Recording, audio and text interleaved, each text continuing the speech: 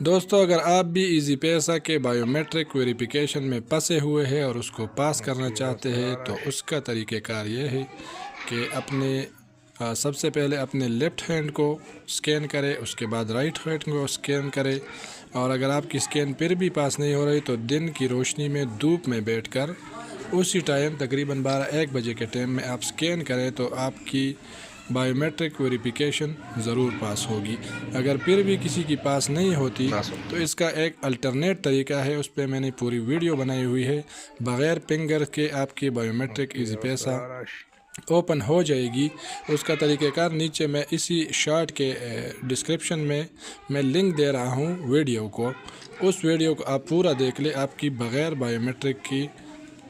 Easy پیسہ app open ہو جائے گی۔ مزید معلوماتی ویڈیو کے لیے چینل کو سبسکرائب کریں، ویڈیو کو لائک کر دیں۔ کوئی سوال ہو تو کمنٹس میں پوچھ سکتے ہیں۔